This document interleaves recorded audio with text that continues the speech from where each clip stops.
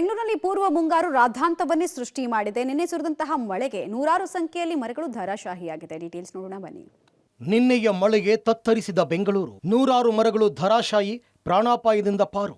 ನಿನ್ನೆ ಸಂಜೆ ಸುರಿದ ಮಳೆ ಸೃಷ್ಟಿಸಿದ ಅವಾಂತರ ಒಂದ ಎರಡ, ಇಡೀ ಬೆಂಗಳೂರೇ ಮಳೆಯಲ್ಲಿ ಮಿಂದೆದ್ದಿದೆ.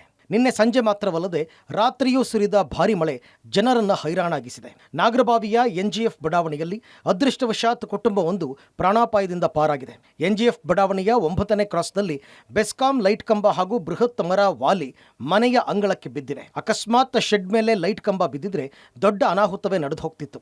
ಆ ಜಾಗದಲ್ಲಿ ರಾಯಚೂರಿನಿಂದ ವಲಸೆ ಬಂದು ಕೂಲಿ ಕೆಲಸ ಮಾಡಿಕೊಂಡಿದ್ದ ಶಿವು ಹಾಗೂ ಆತನ ಪತ್ನಿ, ಇಬ್ಬರು ಮಕ್ಕಳು ವಾಸ ಇದ್ರು. ಲೈಟ್ ಕಂಬ ಮನೆ ಅಂಗಳಕ್ಕೆ ಬಿದ್ದಿದ್ದರಿಂದ ಕುಟುಂಬ ಪ್ರಾಣಾಪಾಯದಿಂದ ಪಾರಾಗಿದೆ.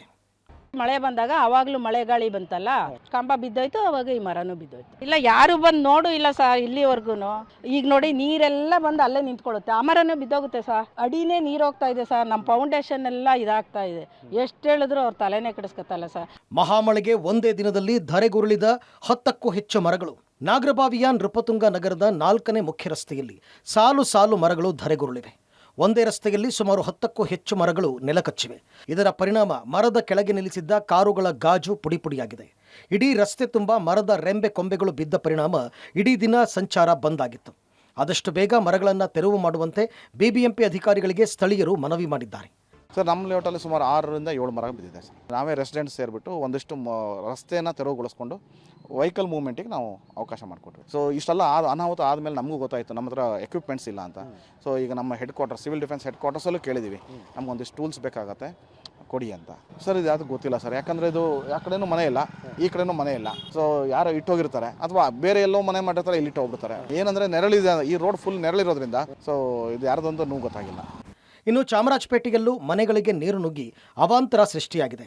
ಚಾಮರಾಜಪೇಟೆಯ ಸಲಾರ್ಪುರಿಯ ಅಪಾರ್ಟ್ಮೆಂಟ್ನಿಂದ ಹರಿಯೋ ನೀರು ಗೋಡೆಯಿಂದ ಸೋರಿ ಅಕ್ಕಪಕ್ಕದಲ್ಲಿರುವ ಮನೆಗಳಿಗೆ ನೀರು ನುಗ್ಗಿ ಅವಾಂತರ ಸೃಷ್ಟಿಯಾಗಿದೆ. ನಿನ್ನೆಯ ಮಳೆಗೆ ಬಿಬಿಎಂಪಿ ವ್ಯಾಪ್ತಿಯಲ್ಲಿ 70ಕ್ಕೂ ಹೆಚ್ಚು ಮರಗಳು ಧರೆಗುರುಳಿವೆ. ಅಲ್ಲದೆ 171 ಮರಗಳ ರೆಂಬೆ ಕೊಂಬೆಗಳು ಮುರಿದು ಬಿದ್ದಿವೆ. ಇನ್ನೂ 5 ದಿನ ಬೆಂಗಳೂರಿನಲ್ಲಿ ಮಳೆಯಾಗುವ ಸಾಧ್ಯತೆ ಇದ್ದು, ಸಾರ್ವಜನಿಕರು ಎಚ್ಚರಿಕೆಯಿಂದ ಇರುವುದರ ಜೊತೆಗೆ ತಮ್ಮ ವಾಹನಗಳನ್ನು ಮರದ ಕೆಳಗೆ ನಿಲ್ಲಿಸದೇ ಇದ್ದರೆ ಒಳಿತು. ಇಷ್ಟೊಂದು ದೊಡ್ಡ ಮಟ್ಟದ ಸಮಸ್ಯೆ ಆಗಿದೆ. ವಿದ್ಯುತ್ ಕಂಬ ಬಿದ್ದಿದೆ, ಮರ ಬಿದ್ದಿದೆ. ಇಷ್ಟೆಲ್ಲ ಆದರೂ ಯಾರೂ ಕೂಡ ಸ್ಥಳಕ್ಕೆ ಬಂದು ಪರಿಶೀಲನೆ ಮಾಡುವಂಥದ್ದು, ಅದನ್ನು ತೆರವು ಮಾಡುವಂಥದ್ದು ಯಾವುದೂ ಕೂಡ ಮಾಡಿಲ್ಲ. ಸಿಬ್ಬಂದಿಗಳು ಬಂದಿಲ್ಲ, ಅಧಿಕಾರಿಗಳು ಬಂದಿಲ್ಲ ಅನ್ನುವಂಥ ಆಕ್ರೋಶವನ್ನು ಸ್ಥಳೀಯರು ವ್ಯಕ್ತಪಡಿಸ್ತಾ ಇದ್ದಾರೆ. ಕ್ಯಾಮ್ರಾ ಪರ್ಸನ್ ಹೇಮಂತ್ ಜೊತೆಗೆ ಮಾದೇಶ್ ಆನೇಕಲ್, ಪಬ್ಲಿಕ್ ಟಿವಿ, ಬೆಂಗಳೂರು.